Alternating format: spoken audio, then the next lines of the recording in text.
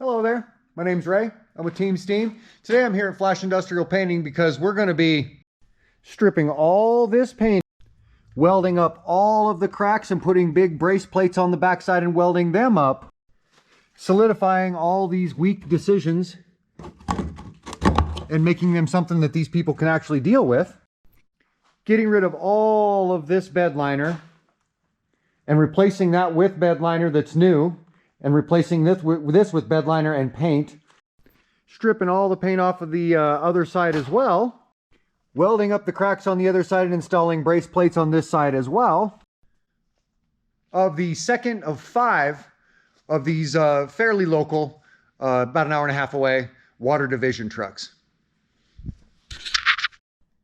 So if you watched that last video of the same thing, the municipality's water division truck, it was virtually the same type of setup. I'm going to have to do virtually the same things. So if you didn't see that video, you don't need to see that video. You watch this video. But if you did see that video, oh, there's all kinds of surprises. This one's going to be so unlike that one. You definitely need to stick around and see what's going to happen. Now on this one, what we're going to do, first of all, is I'm going to start getting some of the paint stripper on some of the things that I need it on so it can start doing its job. But before I do that, I'm going to go ahead and mask off the cab and front portion of this truck because we're not planning on painting that. And if I get any of that stripper splashed onto it, we will be painting it. So first thing I'm going to do is get a couple tarps, put it over here, then I'm going to get the stripper out. So I've got the tarp put over the cab, and then I put plastic over the tarp. So now, no matter pretty much what happens, aside from impact of any sort, the cab's going to be safe from any kind of damage. Now, it's time to get started on the rest of this stuff. First thing I'm going to do is take that wire brush that's sitting up in there, wire brush up some of that dirt that's turned to mud, that turned into kind of compacted mud that now is dried. I cleaned all this out last night so it could dry overnight. So now I'm going to go ahead and use a wire brush and loosen up a lot of that stuff, and then use this broom, sweep it all out, get some of that stripper put in the bottom of this guy, get it put on here, get it put on my first layer, put on the back of that toolbox up there. You can see where that's coming off. It'll do the same thing up there. All the spots that need it are going to get their first big layer of that stuff. Then I can move on and start taking stuff off and masking things up while it's doing its job. Now this is not a paid endorsement. I don't know these guys. I've never communicated with these guys. Same company. It's just that this must be the end of one production run and this must be the beginning of the next, because the label has changed and even the way that they worded it has changed. But I read the back, I read everything else. Everything else seems to be identical. Same company, same everything. They were sitting together on the shelf. This was in front and there was like 3 of these behind. So that suggests they've just changed their labeling. But anyway, this is not any sort of paid endorsement, but this is one of the only ones that I've found on the modern day market that actually strips paint off of vehicles and strips off tough coatings and actually does what it says it does. There's a lot of them out there. This is one of the only ones that actually does it. A lot of fumes in here at the moment because of all the chemical I've been laying down, so I'm just running around in this mask and starting to peel some of this stuff off that wants to come off easily.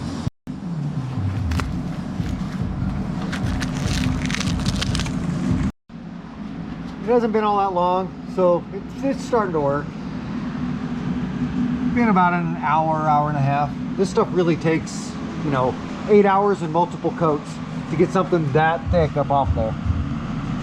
After all, this stuff is so thick you can't hardly see the definition of the diamond plate anymore. So it takes a while to get through it. Got it all applied in the spots that I intend, and it's starting to work. And so I got this door off of this side, this same door off the other side. Now I'm going to go ahead and unbolt this toolbox and get it pulled out. This stuff's already been pulled out. And just like on the last one, we've got this brace right here. And this brace is the actual problem. I need to cut it. You need to cut it here too, because it's just folded metal and it's part of this. So I need to cut it here, here, and here, and get it out of there, and then put a flat patch on the back side of it, just like on the last one. And once I get this toolbox pulled out, it'll be the exact same thing over here. As you can see, it just cracks right next to that brace. So I'll remove the brace, put the patch on the back side, weld it all up. Now I went ahead and pulled this toolbox out, went ahead and just set it right there. Pulled the rest of these doors off because they had to be. I had to be able to get to this strip in between these, and you couldn't with those 2 hinges there because they didn't prep it, as you can see. It just flakes right off easily. And look at the size of that. So this all needs, you know, welded and taken care of. That needs welded and taken care of. So, and same with this corner. Down there, it's all broke. So all these doors needed taken off so we could take care of that. I went ahead and took that toolbox out that was right there. Set it right there. And then I'm going to go ahead and start. I'm going to take this die grinder, clean up all the stuff in here that pertains to this patch. And I made 3 of these. One goes here, one goes here, and then one goes here on the other side. That's exact spot on the other side. And since this is all bare steel, this doesn't need to be prepped. And this is about an 1/8 inch thick plate steel. And this in here is going to be prepped. I'm going to go ahead and hit it with this, clean it all up. All right, so I've cut out my steel plates. This is out of a bigger steel plate. I cut them out the size I need them. I went ahead and cut this guy out of here. It was right there. Ran all the way down. That's why the crack's there. Got this guy out of there. Took this die grinder and prepped everything. I just put the steel up there and marked around exactly where it was going to be. And then used that die grinder and prepped around exactly where it was going to be. And then I'm going to put the steel plate up there and weld it up all the way around. We've done that in here, as well as in here. You see it's all prepped. As well as in here on the driver's side. There's 2 on the passenger side, 1 on the driver's side. Again, it's all been marked out, all been prepped exactly where it's going to be welded. I'm going to put this plate up there, weld it up. I went ahead and stopped pulling this stuff off because it became quite challenging, which challenge isn't a problem around here, but it just means it's time to put more on in certain spots. Certain spots are ready to let loose and some aren't. And you can see by this white stuff right here. Look at this white stuff on the back side of this. Look at it. That's an adhesion promoter. And wherever they use that stuff liberally, it really works. Like right here. I had to chop and chop and chop. I had to use a scraper with a hammer on it and actually chop all this off right where the white is. But above it, I could just peel it off with my hand. So you see, that's why I only selectively do some of these, because some of it is actually done really well. And some of it is done more thoughtlessly. Some of it isn't quite as thorough. You can, right where they put that stuff, adheres really well. But where they don't is some of the first spots to come up. So that's why we don't take the time to take it all off, because a lot of it's still in really awesome shape. And now I just finished up my welding. You can see we got some good burn marks. I mean, burn marks suggest penetration. They never guarantee it, but if you look at the back side, it's pretty well penetrated. It's hard to tell at the moment because I haven't cleaned anything up with a wire brush yet. And this side, same thing. I got the cracks welded up and welded to the plate that I put on the inside after I put it on the inside. And you can see I put more than enough welds. I didn't want to weld it in there solid because that's actually not too healthy of a thing. It can crack next to your welds. So if you have welds that only span about half of a distance, that's actually going to work better than big solid welds everywhere. So I got a weld there, and a weld there, and a weld there, and a weld there, and a weld there. So it holds it all solid without making it actually solid.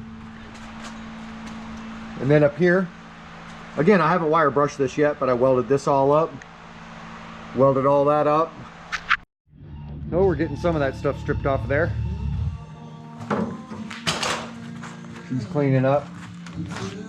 You see it just... But it doesn't come up easy when it's got that adhesion promoter on there. And over here in a different part of the shop, I've got around half of the doors off. And I'm just masking them up with duct tape just because they need to not get abraded while I'm busy stripping the doors down. I'm only taking the white off, just like on the rest of the outfit. Just taking the white off, and I'm leaving on this gray primer, undercoat, or whatever it is. That stuff is some of the toughest coating I've ever seen in my whole life. And so that's why I'm leaving it on there. Now we're getting some pretty good headway. Not too far from being done peeling all the stuff off. In fact, got a good sized pile right there. Got a big pile right over here. Look at this stuff.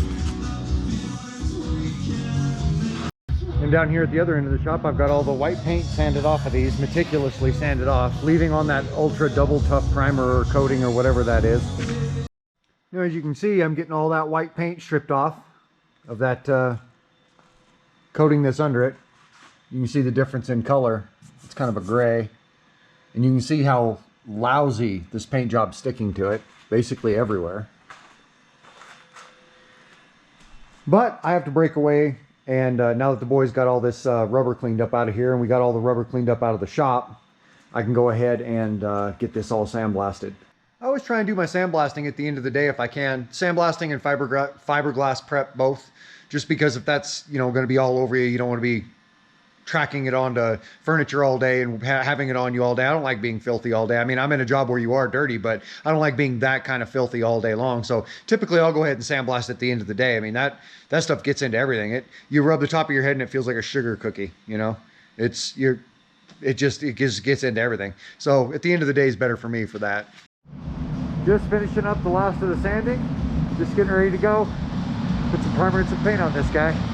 Be shooting this in black tomorrow, but for today it's holding up these doors. We'll put some cardboard at the base of each one so we don't blow dirt up onto them. We'll shoot them right where they sit. We'll shoot the taillights right where they sit. And of course we'll shoot the bed just as it sits. Now that it's just about completely ready, it's all sandblasted, prepped, sanded, scratched, all the details. Just about ready to go. All right, so I got this shot yesterday. This morning we're gonna go ahead and put some of the stuff back on. We're gonna put the doors back on it, toolboxes back in it, put the lights back on the back, get it basically ready to go, and then mask it up. So I can get the black on today, and then even later today if we so choose, because that black dries fast, we could unmask it and even send it out today if we wanted. But this way it'll be mostly ready to go by the time we get the black done. There's the finished paint job on the truck, or the bed. We'll go ahead and get this guy all masked up so we can get some black on it. All right, so it's looking like we got everything finished. All masked up, all prepped, all the sanding's done. Everything that needs to be done is done. Now I'm gonna go ahead and get my primer out, prime all the things that need it. The spots where we're not taking off the coating won't get primed. That's unnecessary. However, a lot of it did get wiped down with thinner. But the spots where we took it all the way off are gonna get primed. This, the backside of this toolbox, here, the bottom, that's all gonna get 2 heavy coats of primer. But undercoating, that's unnecessary and kind of a waste of time and material. But I am gonna be going over all the undercoating with my undercoater, which will bond everything together and give it a whole new coating.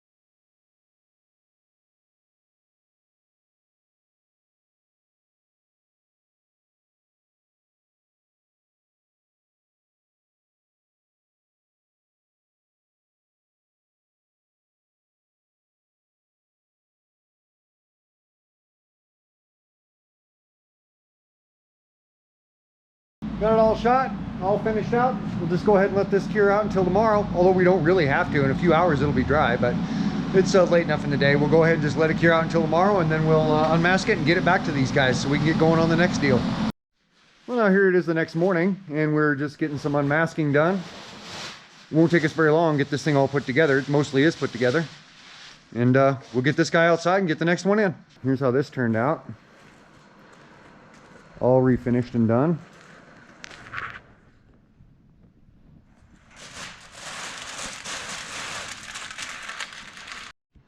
So it's looking like we got this truck done. Let's go ahead and walk around it. And so you remember the front here was all chipped up, particularly at the bottom. Paint was coming off, paint was coming off, paint was coming off. Good size crack. Half of the paint was already off of this door. Neither of these were held on by anything. The rivets had come loose, so tiny little weak rivets had come loose. This had another 1/8 inch to almost a 1/4 inch in spots thick bed liner on it again. And it was coming off and letting stuff get up under it and corrode underneath it again. We got all that squared away, recoated where it needed to be. We left some of the original where it was still doing its job and doing a good job, not coming off, not causing problems, and I just went over it again, just so it's all the same color and similar texture. Redid the bumper, gave it a different look. So, you know, this is 2 of 5 of these trucks I'll be doing. When I see them running around that town, I'll know at a glance whether or not I'm the one that's worked on it, because I'll be able to see that back bumper. And I'll do that sometimes with fleet vehicles or municipality vehicles. I'll make just a little change that I can easily tell was mine. And they can too. So if they have any complaints in the future, you know, they could always go to paperwork. But before that, you could just take a quick look at the one little defining feature and you know who did it. We didn't paint the boom again. Put all the doors back on that needed it. Welded up everything that needed it. Everything's all welded up and plated. Good to go. Well, that's another one in the books. Hey, if you guys like what you see on these videos, go ahead and hit the like button. That does help out. If you haven't subscribed, you should consider it. Unless you don't like what you see, then we're good. I'm going to slip on over to the other part of the shop and work on an art project that I've been kind of tinkering with. And we'll see you guys around.